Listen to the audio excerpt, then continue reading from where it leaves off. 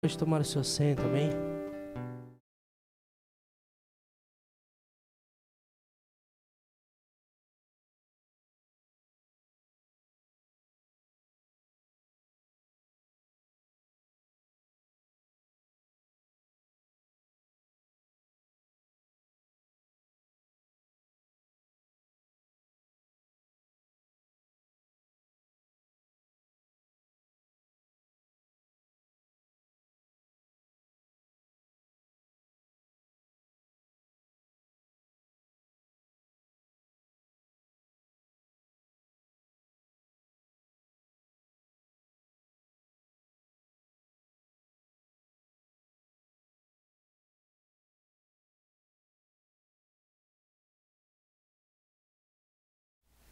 Desejo cumprimentá-los nesta noite mais uma vez, com a paz do Senhor Jesus Cristo, amém? Contente por ver alguns irmãos, mas triste, porque gostaria de ver mais irmãos nesta noite. Irmão, você que está em casa, você da igreja que está em casa, você sabe que você poderia estar na igreja.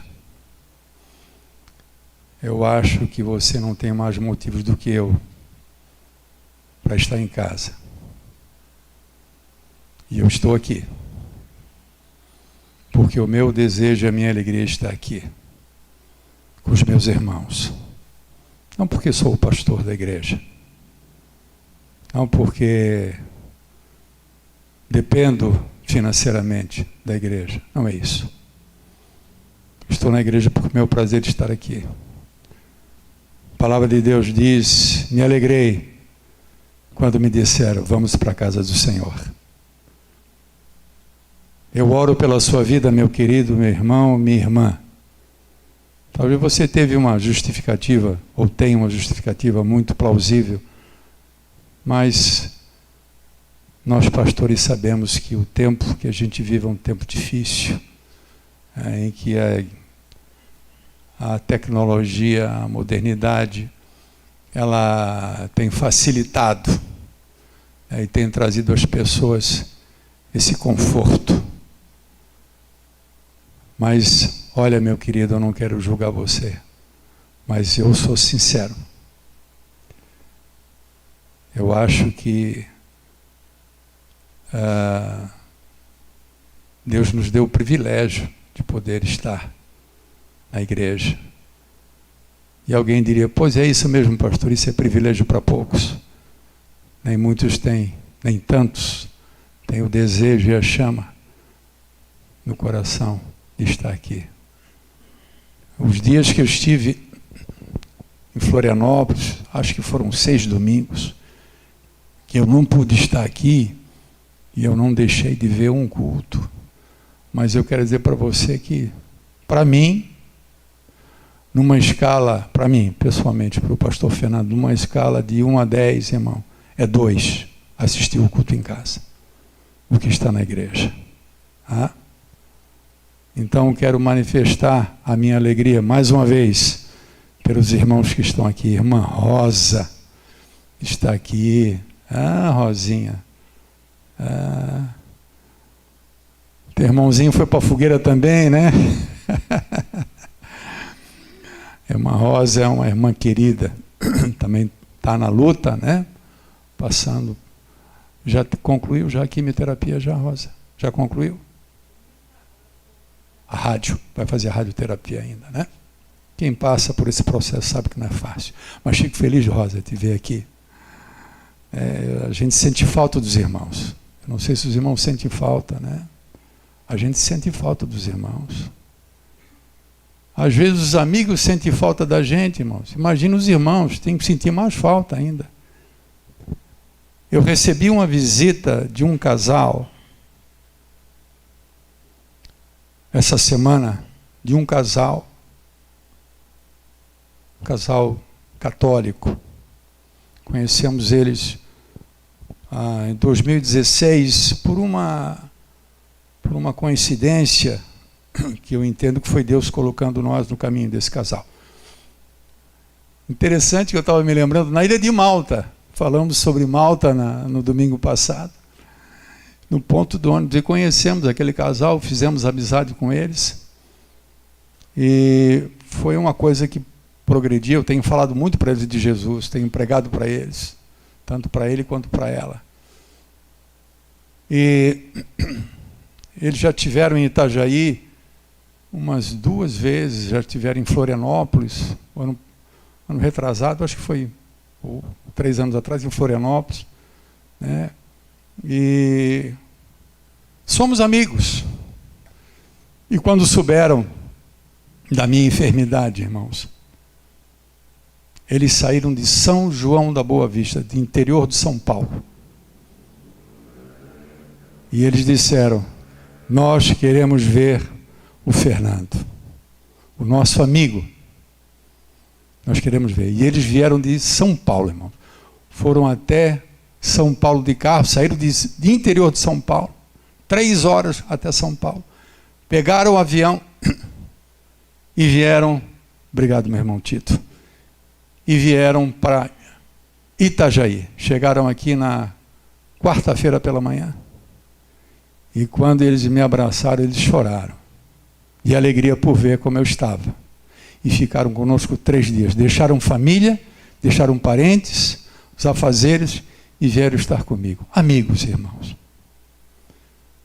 E eu digo assim que isso era uma coisa que deveria haver mais no seio da igreja, esse desejo de estarmos juntos. Somos um corpo ou não somos? Por isso, como pastor, eu me entristeço em saber que poucas ou algumas pessoas, não sei se perderam a alegria, o prazer de estar na igreja, não sei se é um tempo. Eu converso com muitos pastores, é uma conversa geral nas igrejas, né? Poucos dias atrás recebi um pastor de Rio de Janeiro, na nossa casa, lá em Florianópolis, veio me visitar também. E ele disse que está assim, né? As pessoas estão passando por um tempo. Não vai aqui uma palavra de crítica, muito menos de condenação. Uma palavra de um desabafo, de tristeza, né? De saber que as pessoas estão buscando, sei lá, outras coisas. Mas amém. Louvo a Deus por você que está aqui. Amém? Me perdoe os irmãos que não puderam estar por uma razão, por um motivo mais forte, mas todos nós sabemos que grande parte das pessoas que estão em casa estão por uma mera comodidade, né? Quero abrir com você uma palavra que está em 1 Pedro.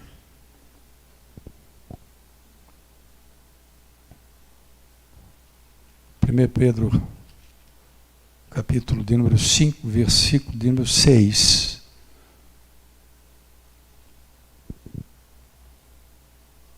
O pastor tem esse direito de falar essas coisas como pastor, ok?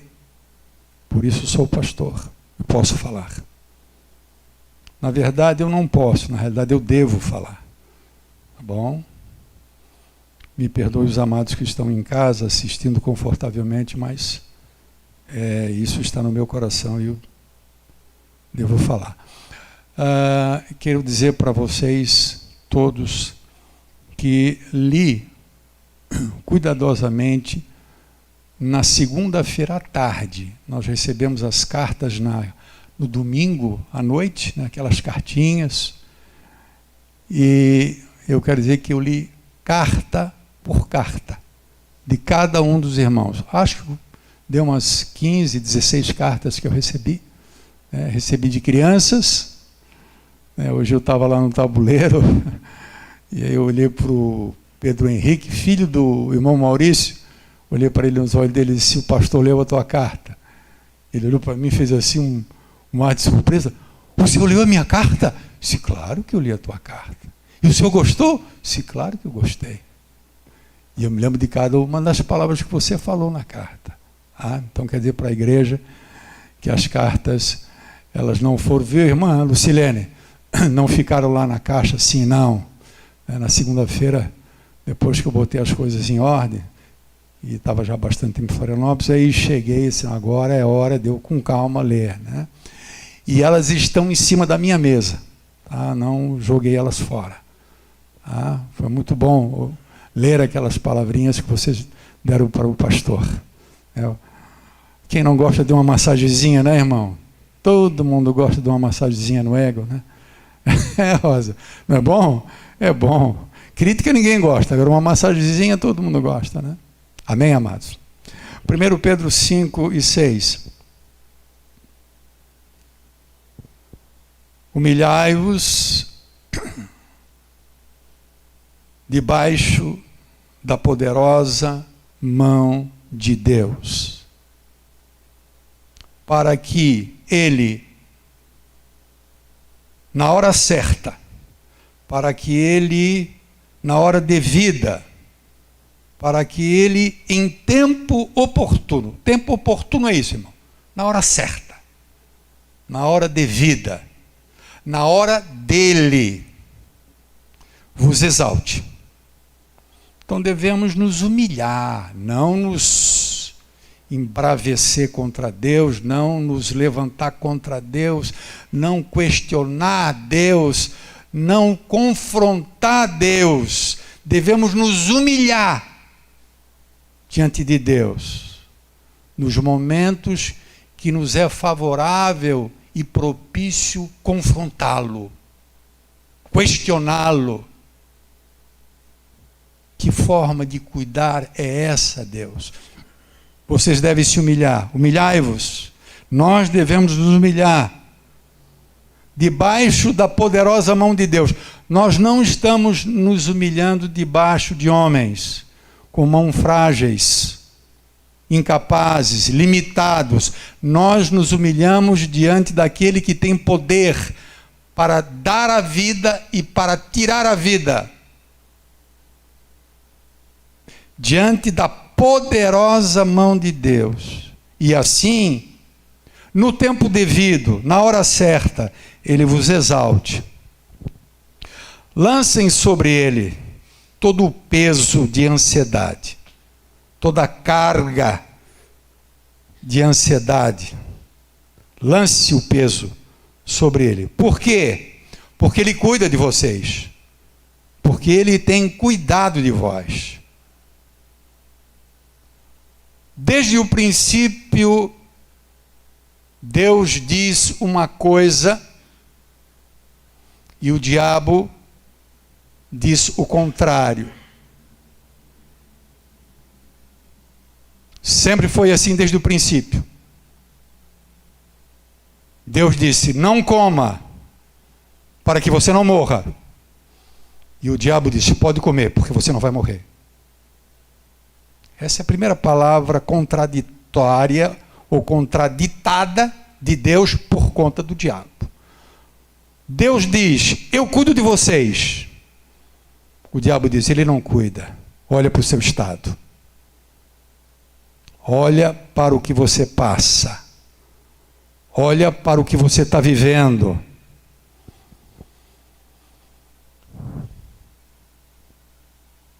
Eu creio que deve existir uma apreensão dentro do coração de cada mestre, de cada pastor, de cada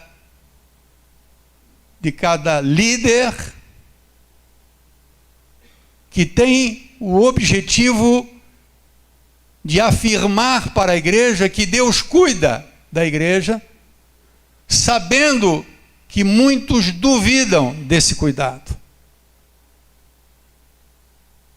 Porque não são poucas, ou não são poucos, os dados inflamados do diabo dizendo: aonde está o cuidado de Deus? Você acha que você está sendo cuidado por Deus? Essa tormenta que você passa no seu âmbito familiar, essa crise familiar, conjugal, aonde está o cuidado de Deus? O fato de você estar desempregado. Quantas vezes aqueles que experimentam essas situações são, em algum momento, questionados e assim levados a questionar Deus. Deus, onde é que está o teu cuidado? É esse o cuidado que o Senhor me proporciona?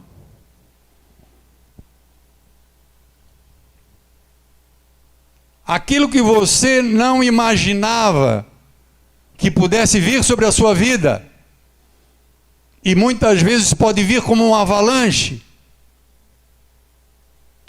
nesse exato momento, você será induzido a desconfiar do cuidado de Deus.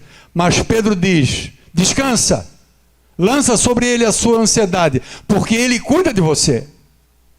Mas afinal, pastor, ele cuida ou não cuida?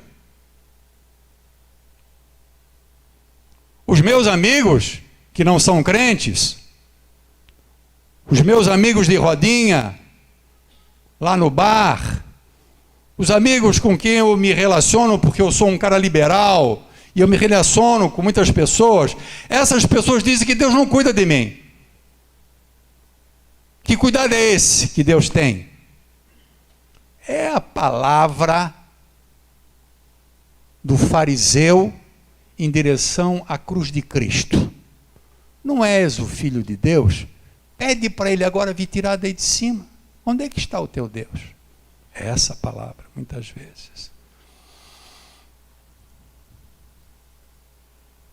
Muitas vezes, nós não discernirmos, muitas vezes não, muitos de nós ainda não discerniu o que é cuidado de Deus. Para alguns, certamente, cuidado de Deus, ser cuidado por Deus, é ser envolto numa redoma, é ser colocado num casulo, é ser trancafiado num ambiente super confortável, onde nada pode nos atingir, seja enfermidade, seja o desemprego, seja uma crise familiar, seja uma crise financeira. Cuidado de Deus é o cuidado que hoje nós vemos em muitos pais para com seus filhos, que não permitem absolutamente nada se aproximar do filho. O filho, sim, literalmente fica numa redoma, e o filho ele não se expõe a nada. O filho é sempre, sabe, lambido, sempre guardado, e aí vai chegar uma hora que ele vai crescer, e você vai ver o quanto, se você agiu assim com o seu filho, o quanto você foi descuidado ou descuidado, porque você não preparou ele para o mundo, que não vai oferecer a ele redoma. O mundo vai confrontá-lo, o mundo vai concorrer contra ele, o mundo vai ofendê-lo, o mundo vai tentar colocar para baixo. Deus não nos coloca em redoma. O cuidado de Deus é no sentido de nos guardar, sim, mas muitas vezes nos expor com propósitos específicos.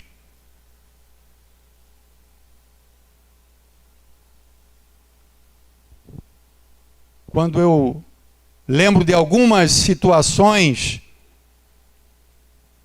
de pessoas que seguramente, personagens bíblicos a respeito dos quais, quando a gente lê de uma forma precipitada, a gente pode dizer, Deus descuidou desse. Deus não cuidou, porque Deus permitiu que ele fosse vendido pelos irmãos. Deus permitiu que ele fosse feito escravo. Deus permitiu que ele fosse feito prisioneiro. Mas quando ele estava prisioneiro, escravo, humilhado, a Bíblia diz, mas Deus era com José. Que cuidado estranho é esse, não é verdade, irmãos?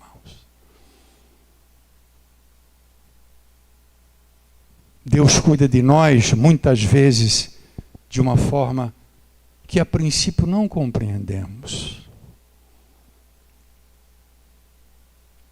Eu gosto muito da fé de Sadraque, Mesaque e Abdenego. Gosto da fé porque acho que é a fé bíblica. A fé que se propaga hoje é a fé triunfalista.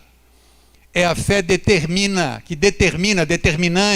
É a fé que ordena. É a fé que se põe acima dos planos da vontade de Deus. É a fé soberana. E não existe fé soberana. Existe Deus soberano, cuja vontade é soberana. A nossa fé, ela é submissa. Humilhai-vos, portanto, debaixo da poderosa mão de Deus. A fé que quer suplantar a vontade de Deus não é fé bíblica. Digo mais, é pecaminosa, é arrogante, presunçosa. A fé de Sadraque e Abdenego é a fé que se enquadra nos versículos que nós lemos. Humilhar-se diante de Deus, sob a poderosa mão de Deus, é submeter-se a Deus sem questioná-lo. Ao contrário, honrá-lo diante da circunstância. Porque o rei Nabucodonosor chama esses 3 jovens que negaram-se dobrar diante da imagem de escultura feita por Nabucodonosor. E havia uma pena para quem não se submetesse a isso. Seria lançado na fornalha de fogo ardente. E todos se lançaram, ou todos dobraram diante dessa imagem. Todos os povos, nações. Foi marcado um dia, a hora, um momento para que isso acontecesse. Sadraque, Mesaque e Abdenego se negaram. E foi dito ao rei Nabucodonosor que esses 3 não tinham feito isso. Aí esses 3 homens, com a sua fé bíblica, são questionados por Nabucodonosor. E ele disse, olha, o rei, eu dei a ordem, vocês não cumpriram, eu vou dar mais uma chance. Vocês podem ir lá, dobrar-se diante da minha imagem, do meu Deus, e aí vocês escapam da fornalha. Vou dar mais uma chance.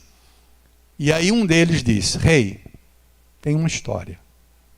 Tem um aspecto aí que o rei desconhece. Se Deus quiser, você depois pode ler em casa, você vai ver se o pastor está enganado. Eles não disseram, rei, Deus vai nos livrar da fornalha.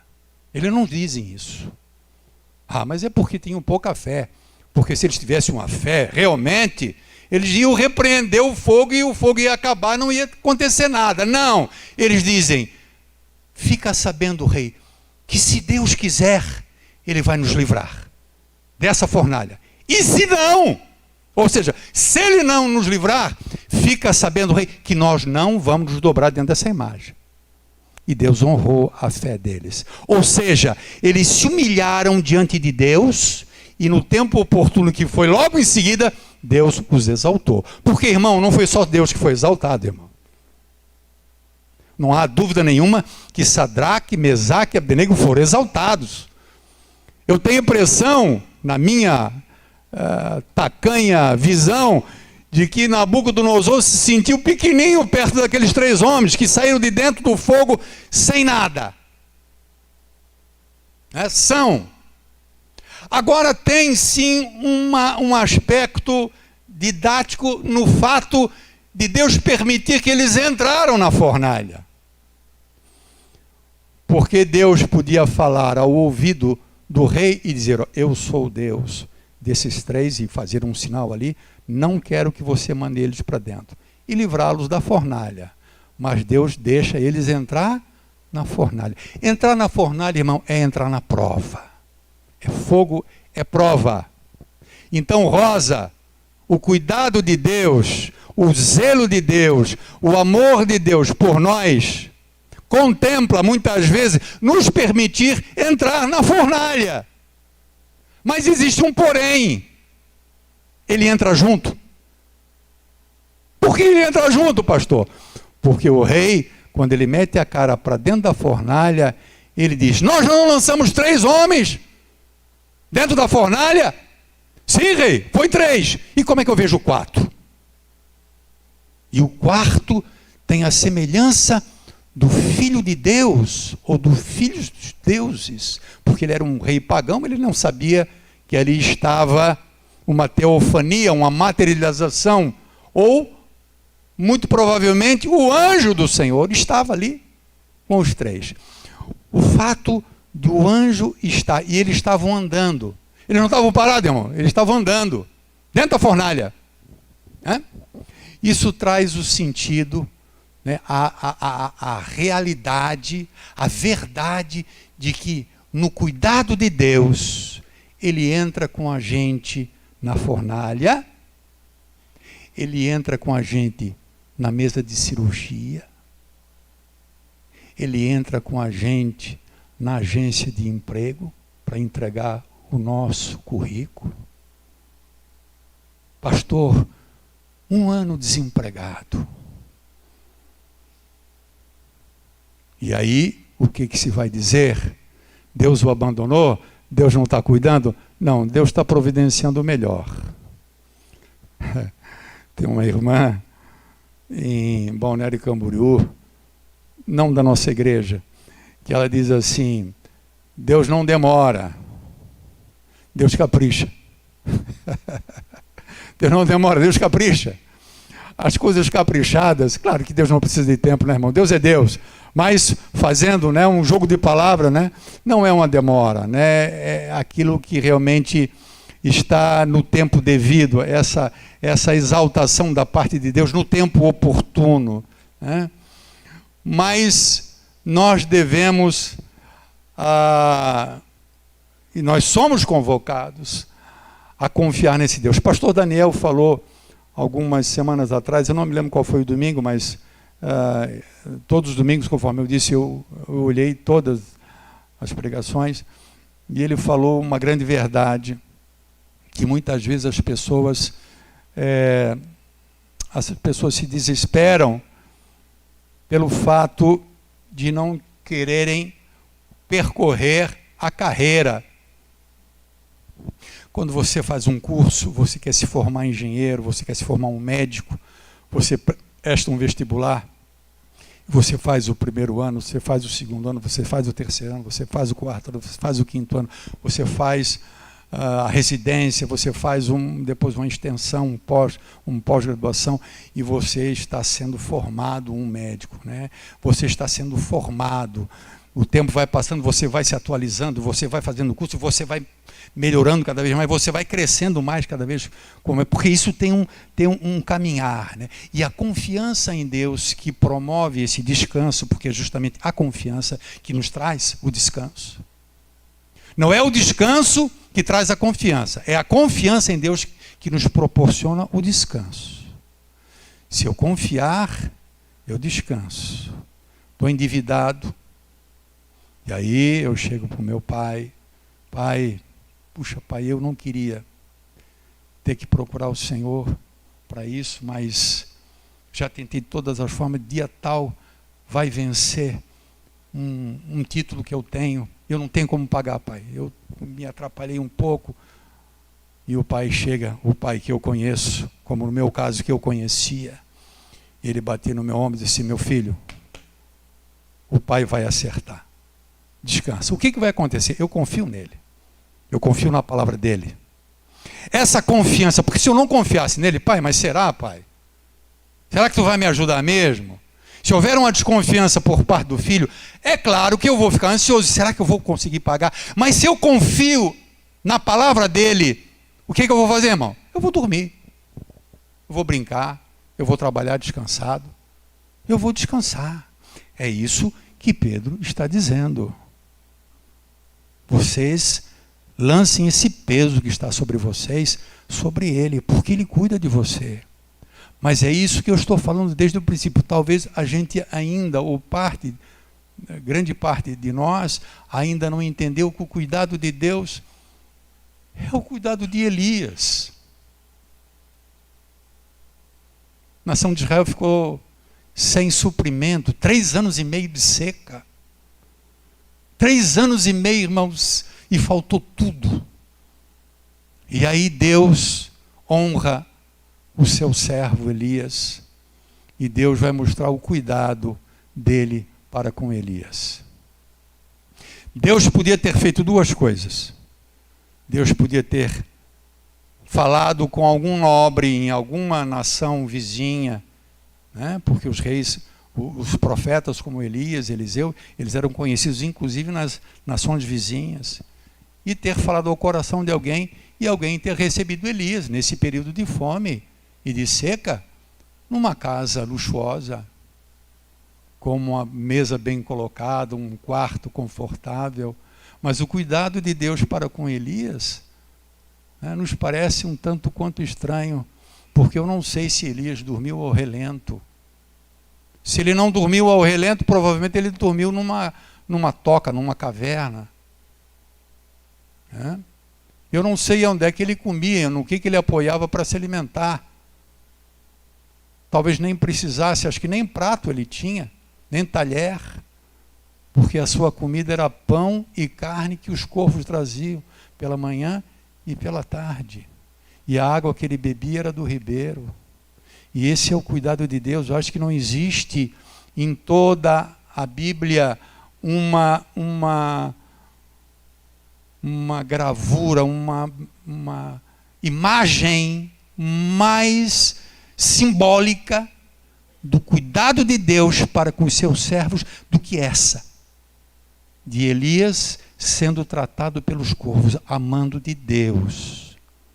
Eu não comparo os banquetes de Salomão, os presentes que ele recebia. Para mim, pelo menos, não vem ao meu coração, meu Deus, como Deus cuida de Salomão, quando ele recebia aquelas toneladas de ouro, presentes de todas as nações, e toda a sua glória, todo aquele seu poder. Eu não vejo nisso, irmão. Eu olho para Elias e eu vejo o cuidado de Deus em Elias.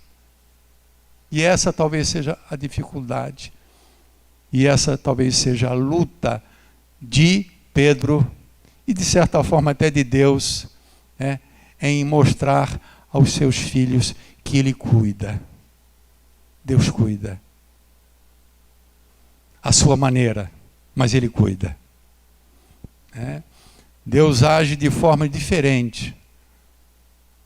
Às vezes nós temos que passar por situações, por caminhos, em que talvez alguém nos questionará. Puxa, mas fulano, você é um cara que faz as coisas certas, você é um cara que prega a palavra de Deus, você é um cara que, puxa vida, tem a vida toda direitinha. Como é que isso veio acontecer com a vida de você? E é nessa hora que o nosso Deus tem que ser honrado, como Sadraque, Mesaque e Abdenego. Assim como Jó.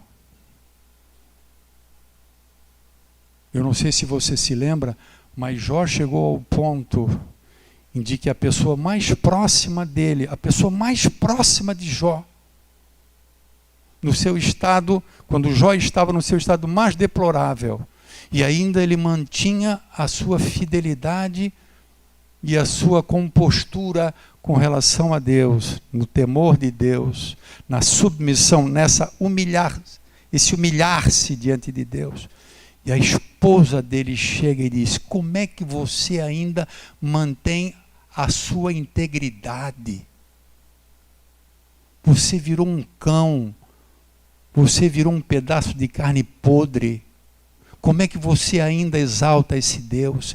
Blasfema esse teu Deus, amaldiçoa esse teu Deus e morre. E ele diz: mulher, tu falas como uma louca. Como não poderíamos nós, que recebemos o bem de Deus, também receber situações como esta? Em nenhum momento Jó, ele se volta contra Deus, mas ele se humilha diante de Deus. Os momentos difíceis da nossa vida são os momentos mais propícios para nós falarmos de Deus para os outros, para nós manifestarmos a nossa fé em Deus, a nossa submissão a Deus. Falar que Deus te ama, falar que Deus é contigo. E hoje existe muito essa estratégia, até por parte de lideranças. Escute só o que eu vou falar, eu não vou falar besteira. Me levando, muitas vezes, fazendo uso abusivo, que não é o meu caso, não é o caso do meu filho, que ele nem é remunerado pela igreja, ele tem os seus negócios, ele tem a sua renda. Mas muitas vezes líderes que abusam, até economicamente, financeiramente da igreja, e que tentam convencer que eles têm que desfilar, muitas vezes com um carro importado, morar numa mansão, ter um salário de não sei de quantos, sabe para quê? Para mostrar que para as pessoas, iludir as pessoas de que Deus é assim. Deus é o Deus da riqueza, é o Deus da opulência, é o Deus que faz você ser o mais rico da cidade, você ter o melhor carro da cidade. E muitas vezes as pessoas vão atrás desse Deus, vão buscar o Deus Mamon. Eles não estão buscando Jeová, eles estão buscando o Mamon, o Deus da riqueza. E via de regra, se decepcionam. Sempre é assim. Nós, servos de Deus, nós temos que honrar o nosso Deus, glorificar o nosso Deus na nossa tribulação, na nossa luta. Falarmos de Deus na nossa luta. Outro dia eu estava analisando, passando a mão na minha cicatriz. Por sinal, ficou até bonita a cicatriz, ficou bonita. Não ficou feia, não. E os irmãos vão achar que eu estou brincando. Mas eu não quero que ela suma.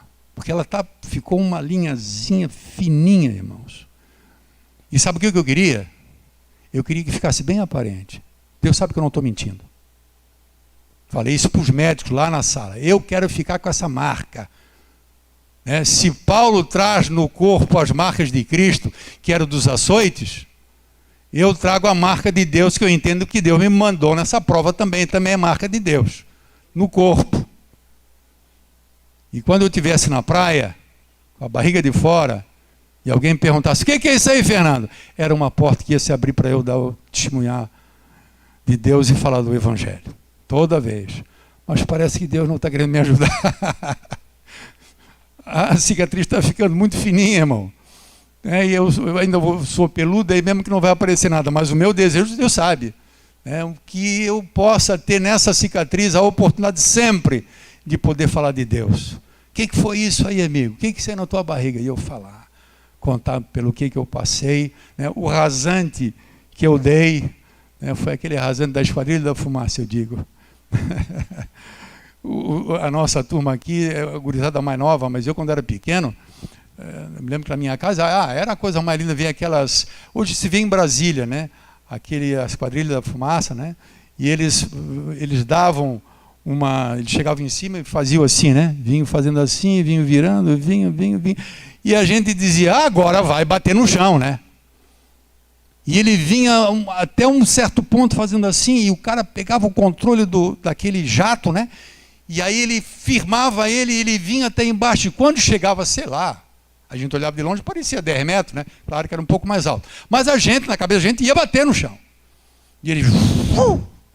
E eu acho que me fez assim, Deus me fez um jato da Esquadrilha da Fumaça, creio eu, que eu estou subindo agora. Eu acho que já passei pelo rasante. Pastor, você acha que essa situação é definitiva para você? Você se sente curado? Você se sente... Irmãos, eu torno a dizer que a minha fé é submetida a Deus. Eu falei isso e falo sempre, depois de ter passado isso, continuo falando. A minha vida pertence a Ele. Já disse isso para você. A sua vida pertence a Ele. Muito embora às vezes você ache que é dono da sua vida. Você acha que você é dono do seu corpo. Ai, mas essa marquinha aqui vai ficar com a marca. É dessa marca que você vai falar a meu respeito. Com essa marca aí. E muitas vezes a gente já perdeu o que eu ia falar. O que eu estava falando, hein? Deu um nó na cabeça agora. Mas, assim, agora me lembrei. Pastor, você acha que você pode ter uma metástase? Claro que eu sei que eu posso. Nós sabemos. Você acha que esse processo pode voltar? Claro, mas não tem dúvida. E pastor, tu fala com essa tranquilidade? Eu falo. Continuo falando. Porque eu me submeto a Ele. Mas quer que eu diga uma coisa para você? Eu não vou dizer que Deus falou ao meu coração. Eu não vou dizer que Deus falou audivelmente a mim. Mas eu tenho em meu coração. Eu posso até estar enganado. Mas eu tenho em meu coração, irmão, que isso é página virada. É vida que segue. No meu coração. Mas o que vale é Ele, não o que eu digo. Mas tem em meu coração. Se eu disser para você, pastor, você não está temeroso? Não, eu não estou temeroso. No fundo, em meu coração eu tenho essa paz, eu tenho essa consciência de que é página passada. Principalmente se eu levar em consideração a forma como Deus me está dando essa recuperação, essa retomada. Amém? Fica aqui o meu testemunho também. Essa experiência me proporcionará muitas vezes, eu acho que enriquecerá os meus sermões por causa disso. Que quando a gente prega, a gente de certa forma tem que ter uma vivência naquilo que a gente prega. Muito embora seja a palavra de Deus, e eu não preciso ter experimentado, bastaria só eu crer na palavra e afirmar. Mas quando a gente vive, e quando essa palavra se cumpre em nossa vida, quando essa segurança, quando essa confiança que é bíblica passa a existir em você, então você pode, eu acho, pregar com um pouquinho mais de autoridade a respeito dessa palavra. Podemos confiar em Deus que Ele cuida de nós, muito embora a gente não entenda o seu cuidado muitas vezes. Fique de pé em nome de Jesus, amado.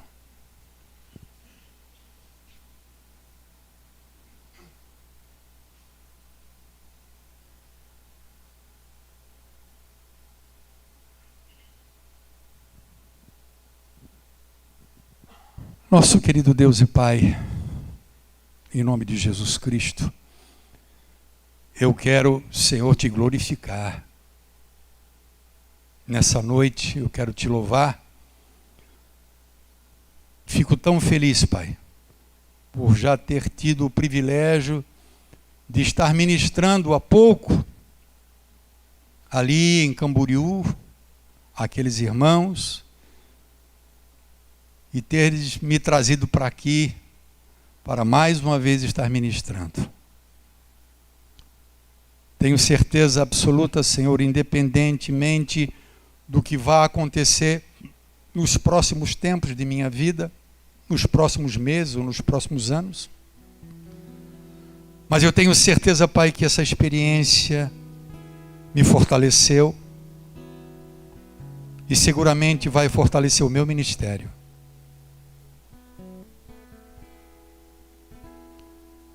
Se dependesse de mim, Senhor, seguramente Tu sabes, eu não escolheria.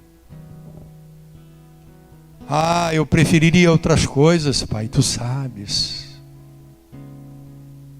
Eu preferiria, Senhor, que os Teus sinais e maravilhas fossem comigo em meu ministério.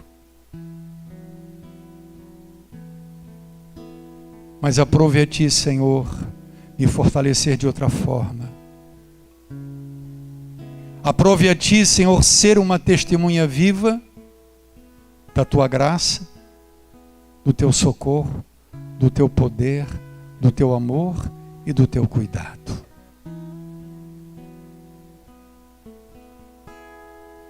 Eu coloco diante de Ti, Senhor, os corações que nesse momento se apresentam ansiosos. Irmãos e irmãs que estão temerosos, duvidosos. Irmãos que estão vacilantes. Irmãos que estão questionando.